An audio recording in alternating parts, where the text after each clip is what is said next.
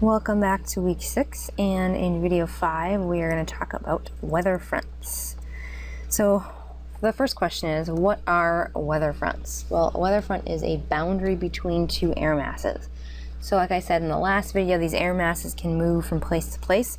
Sometimes they actually run into each other, and when this happens we end up seeing fronts that can develop. And they're classified by the type of air masses and what is replacing what. So basically, if we have a warm air mass replacing a cold air mass, we're going to have a warm front. So it's determining differences in temperature and change in temperature in different locations. So the 4 main types that we're going to talk about in this class are cold fronts, warm fronts, stationary fronts, and occluded fronts. And here's an example showing you a little bit of all 3. And then the green area is showing you precipitation. So the first type that we can talk about is going to be cold fronts. What happens here in this example, you can see cooler temperatures on one side of the front, warmer on the other, and this air mass, this cold air mass, is moving in and replacing that warm air mass. So what happens is, as this front moves over this area, we see that these warmer temperatures are starting to decrease. So we know we have a cold front, and usually the teeth that you see on those fronts are pointing you in the direction the air mass is moving to. So it's showing you what is invading what. So they have cold air invading warm air. We see a shift in wind direction when these fronts move across an area. We also see a change in pressure tendency. Usually pressure falls right before a front passes over and rises after it passes. Cold fronts, as you can see in this image here, have a steeper slope, so we have air being forced to rise upward pretty quickly, and we end up seeing a band of showers or thunderstorms that can line up right on the edge of that cold front.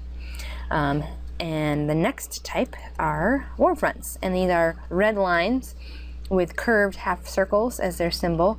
And this happens when we have warm air coming in and replacing cool air.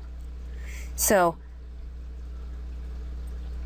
we see a similar way with the cold fronts. We see a shift in wind direction, a pressure tendency change. Warm fronts have a gentler slope change, as you can see in this image here.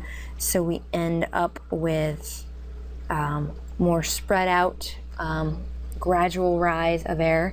So we can see widespread areas of continuous precip and along as this front is invading, this air mass is invading another.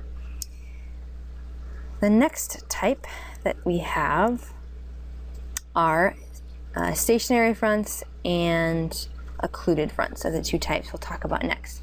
Stationary fronts is a front that's not moving, so 2 air masses have collided, but one is not overtaking the other. These are often tied to flooding events. We have significant weather that can be produced because one front is trying to invade the other, or one air mass, I should say, is trying to invade the other. We usually see those, this top line here, where you see both the symbols for cold and warm fronts pointed in opposite directions, telling you which side is the cold side, which is the warm. So in this diagram that we see here, I'd say the teeth are pointing in the direction that cold air mass wants to move in. So the bottom half would be the cold air mass, and the top half will be the warm air mass.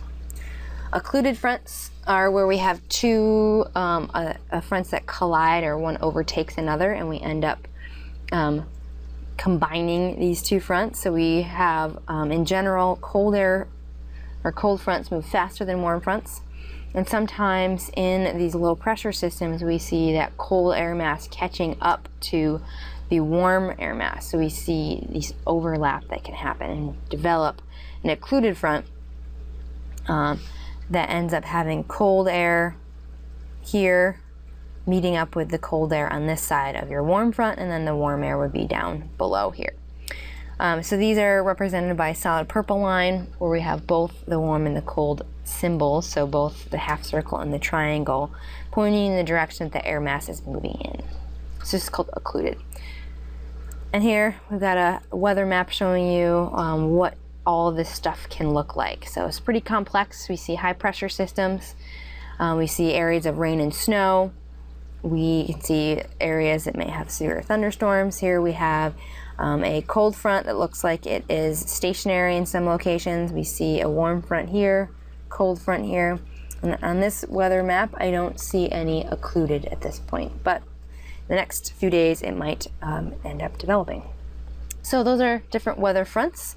Make sure you check through your book. It has some great diagrams, images, and tables telling you weather conditions that you can expect as different fronts approach specific areas. So definitely take a look at that part of your textbook. So we'll come back in our last video and talk about cyclones.